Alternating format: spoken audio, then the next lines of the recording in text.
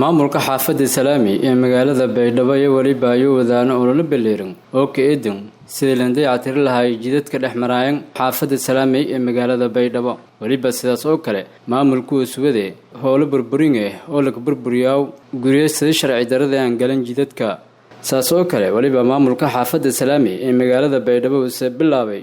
dayactirka iyo bileeriyowka jidadka xaafaddaasi dhex maraaw مولد ملبو وليبا قدوميا حافظ سلامي مقالة بيدبو وليبا نوسكو هذا لي جد كلك بلاوي ديعتيركا iyo waliba sidaas oo kale faa'iidada bulshada leeyahay marka hore maanta kuma hadnagaan TV koonfur galbeed oo meelun hul ku hayn geekani booqdi muddo kale geeka mayba hul ku hayne waan ku qabadahayne wadadii oo iska hiraasi mine action ilaa MCIT marguus meel raay oo dadka badan soo kasaayaan wadadan waxay tahay wado oo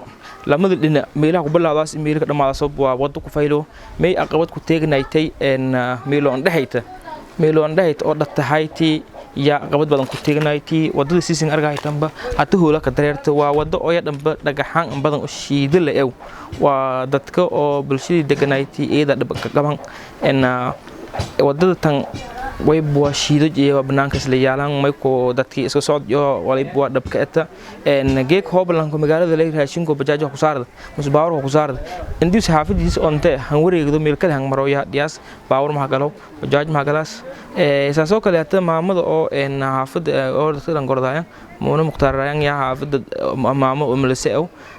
ya jarta idii inta dhawqiyaala wadadii yaa wayba landgeek islaantigeek oo umal fadaas wayba ida dhabankeeta waa wado oo halbowle xaafada kiyaalo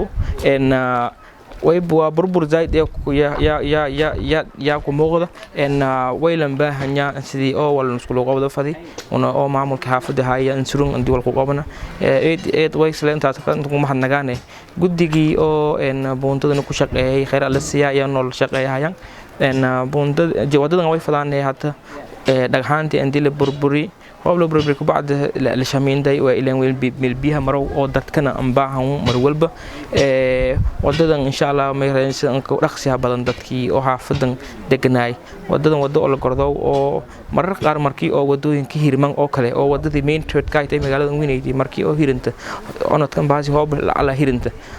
marar qaar way hirin kor wadadan si toos ee soo gang baas ilaa ay xaafadood toos ingalaas wadadan intii meel raay anfududayd baawarta iyo way buu aska socodka hatta andi dadka isticmaalanaya rajeen saas oo kale geeka hooliye bilawni insha Allah ma rajeene sida an ka dhaqsiya badan andi way buu hooliye dadka xaafadu oo garab ku weydiisadaan way buu ya fadaan andi hoolos wal ku qaban shaqaale ka jarta shiido yahay shiido oo xoog ka jiran shiido ba waqti qaada shiido ya meel levelka dhakaan ku bacda shameendii way buu ya saarna fadaan hoob ilaar si kastaba haato midooyinkii la dhaafi guud ahaan magaalada Baydhabo waliba ku socday olole ballaaran oo iska walan qabsay isla markaasna rakaday atraw wadooyinka iyo goobo muhiimka ee magaalada Baydhabo Abdi Casiir Siiriya warbaahinta koonfur galbeed magaalada Baydhabo